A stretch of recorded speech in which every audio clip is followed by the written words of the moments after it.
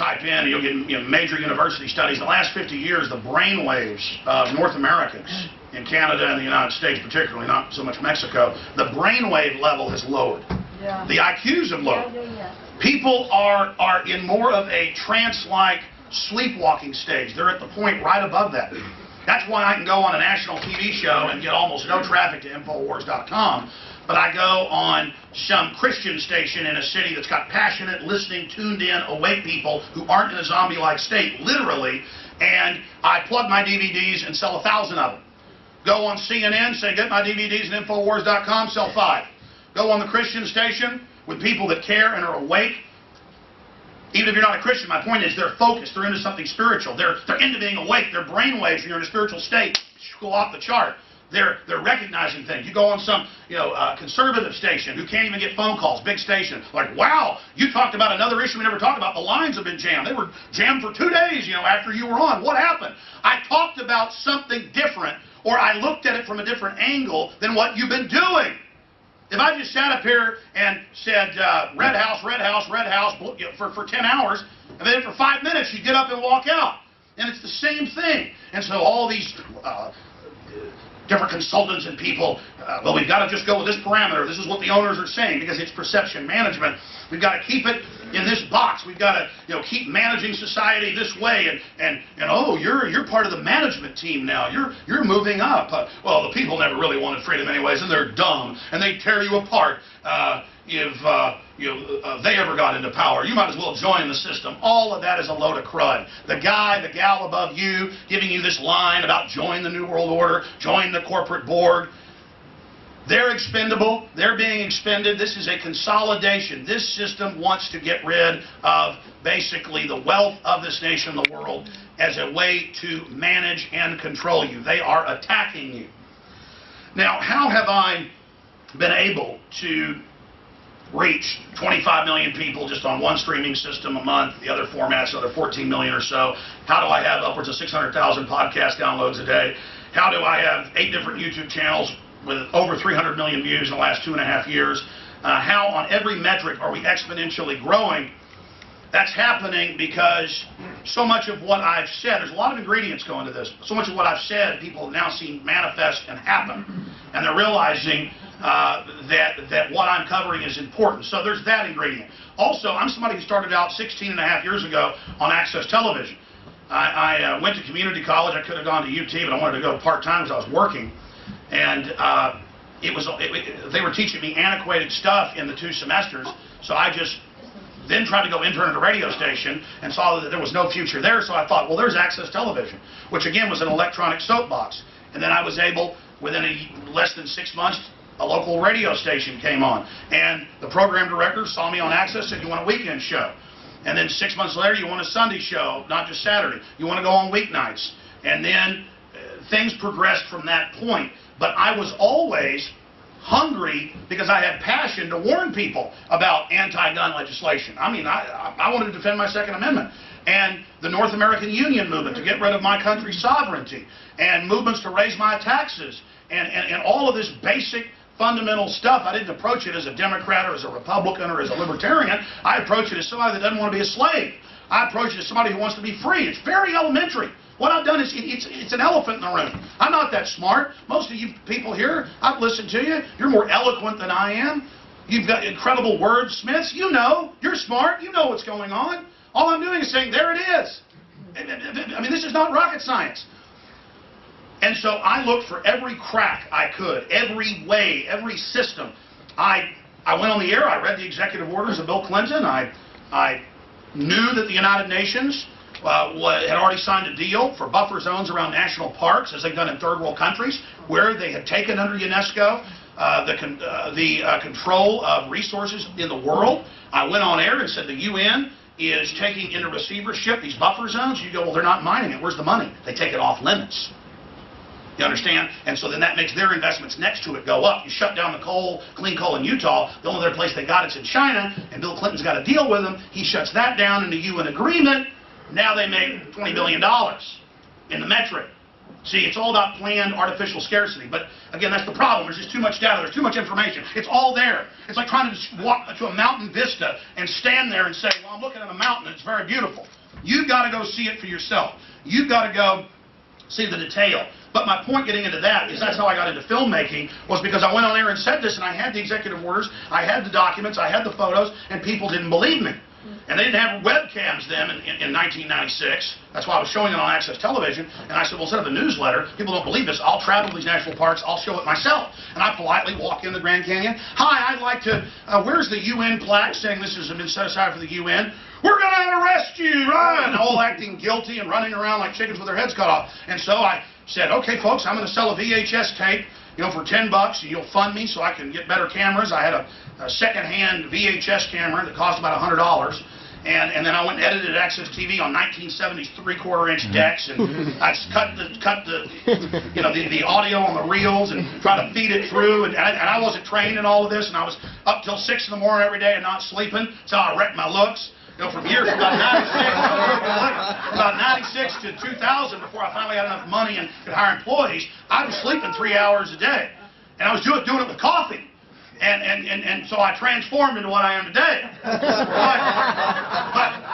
So because I worked my way up in every media and every system trying to learn it, I mean, we would have had a lot more success up until now if I'd have obviously known all this 16 years ago. It's like I don't even know what I learned. I don't even know what I know. I just am able to do it, and I have an instinct for things, and I know how to take a story, put a accurate headline out, but I want it to be read, but then I just know how to put the headline out so it'll have the biggest effect. And then I've got my crew, and I'm always trying to teach them exactly. I'm like, watch this. This is what I'm going to say about this. This is going to encapsulate what this really does. The system knows how to take something horrible and spin it like it's no big deal. We're going to take something that's hiding in plain view, put a new headline on it, have 3-paragraph comment, put a blurb of that, point it out, and everybody goes, whoa! Whoa, they have just taken something and totally turned it around. So much of my show is also the interactiveness of it, where I'm putting out announcements for people to do searches. They go and they discover it for themselves, and I'm not lying to them. They find other things and send it to me. So there's that interaction there. So many things that tie into this. And I sit there and talk to my producers on air, tell them what I want. It's really behind the scenes. When I've got my reporters at Bilderberg right now, I get them on air, and I sit there and I direct them on air. And sometimes I've had program directors call the office and talk to me, and they say, well, why are you telling people what to do on air? That's kind of, that's kind of stuff you should do off air. And I'm like, well, okay, I'm sure you've got some skills and things I could learn. I certainly know how little I know. They say when you get knowledge, you learn how much you don't know. But why are you arguing with the success? You see, that's the issue, is that I'm transparent. I'm transparent. I am out in the open. I tell you really what I think. And again, you guys know that. You understand that. Just remember that talk radio is old, but it is new. It's always new. It's on the fly. That's why it's loved so much, because even though you're covering something that's already in the news, you do give a different angle. You do have that passion. People are able to interact. All of this stuff you guys already know. Getting into the system moving against free media, they're going to openly, and they have called for, an FCC fairness doctrine over the internet, and they're going to do that by converting everything to wireless and then claiming they can regulate that spectrum, which that fight's going on now. They're also going to go from covertly engaged in propaganda placement to directly breaking in over your broadcast. And you're like, that'll never happen. They'll never pass socialist health care. They'll never bomb another country. This is what they plan. And your BlackBerry, your cell phone, everything is going to have the president popping in on it and government text alerts to fearmonger you. That's how the system is planning to do this. The emergency alert system, all of it. And they're going to basically terrorize talk radio. But also they're breaking talk radio right now, and then they're going to come in later with, oh, we'll stop breaking in except in really bad emergencies, but we'll start paying you for not just public service announcements, but government broadcast. So, and you're going to be there broke, needing it, and the manager's going to hate it, but now we're 6 hours a day government news because they're paying the bills. So you got that. They're openly all the white papers on that. They're going to try it. Okay? You notice everything this government does is what you've already heard about in Soviet Russia or Nazi Germany. You're like, we've seen that before. We've seen cameras and jackboots and black uniforms and checkpoints and people being frisked. And folks are calling me going, how did you know the TSA was going to be on the streets? Well, they told us 8.5 years ago. They had press conferences. It's on C-SPAN. How did you know they were going to be at school proms? Because it's a national security force. This is it, folks. I mean, you're toe-to-toe with the real deal. The ruling class has committed crimes from here to Europa. I mean, billions and trillions of miles of crimes, okay? And they have got to set up a police state. They've got to shut down free speech. They've got to stage terror attacks. And they're going to do it.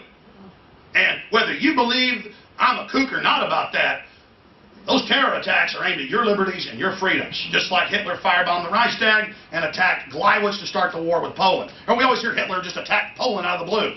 It's a historical fact that he blew up his own military base on the border. WikiLeaks 2 years ago released the Army Manual on how to stage terror attacks. That's something you ought to pull up. The government admits it's real, and they say, we are going to find who released that. We're going to arrest him. They're saying it's not Manning. Special Forces Army captains and above are taught how to conduct false flags. So grow up, people. Grow up. These people, these globalists don't care about you. They're going to eat your lunch. They're coming for you. So decide, is it your kids, your wife, your husband, your liberty, your freedom, or are you going to make believe and buy into the delusion that you're part of the power structure? And maybe kiss up enough to be part of that power structure for a little while longer. Not me. I'm going head up against these people, and I don't care if they kill me. And that's what people recognize. Yeah. I love my life. I love my life. I love life. I have such a passion for life that I'm ready to die for truth and beauty and goodness. You understand that? I love life so much that I don't care if they kill me and water the tree of liberty. I'm nonviolent. They want to cut me down like Darth Vader cut down Obi-Wan Kenobi. So be it. They want to try to assassinate my character. They want to try to destroy me that way. Good. Keep attacking. Nobody buys what they say. You got to decide, are you with the people or are you with the establishment? Are you with the folks that everybody hates or are you with the people? It's that simple. I don't know how much longer I've got here. How long should I go here? Can I keep going another 10 minutes or I can shut up here? Well, let's have a vote. Direct democracy. You want me to keep going another 10 minutes? Raise your hand. Okay, if you don't want me to shut up and get out of here? Actually, since I have something to say about this, if you could wrap it up, Alice, that'd be great. Okay, good. Only because we don't want to run late. No, I understand. I totally agree with you. Look, here's the deal. Here's the deal. We're sold that being cynical is a armor, is powerful. We're sold being little corporate drones is how to get ahead in life. Well, America wasn't built by being cynical. America was built by liberty and passion for truth and adventurism and rugged individualism. That's what it was built by. And I am an American success story. I am nothing special. I'm somebody who got angry about folks coming after my liberty and coming after my freedom, and I decided to stand up and find ways to reach the people, to warn them about what's happening. And the fellow back here said, get to the point. The point is, tell the truth, you'll have listeners. The truth is, be passionate, you'll have listeners. It's not even so much the means and delivery systems. I mean, if you don't have employees who are passionate about updating your Facebook or putting out YouTube videos or getting the word out and engaging in full spectrum attacks through the media on the corrupt system, if you're not in an info war, you're not in the war. You're not in the real world. There is a war on for your mind, and at the end of the day, people will recognize truth. And it's just that simple. So if you tell the truth, your industry will survive. If you lie to yourselves about the attack on free speech, you will be phased out and eliminated. The system, the old media system, is a dying dinosaur, but you are seen as one of the only dinosaurs that they are not trying to save, but that they're trying to kill. So you need to realize, whether you believe it or not, you are not in the camp of the New World Order, and they want to get rid of you. So that's the important message here today, is it's not just how are you going to survive by reaching out to people and how are you going to thrive. It's how are you going to unify people with passion and become truly political, not just basically following the little marionettes that are fighting with each other with the limited talking points and scripts. Get outside of it, cover more issues, and tell the truth, and you will win, and your children will have a future. Thanks for having me.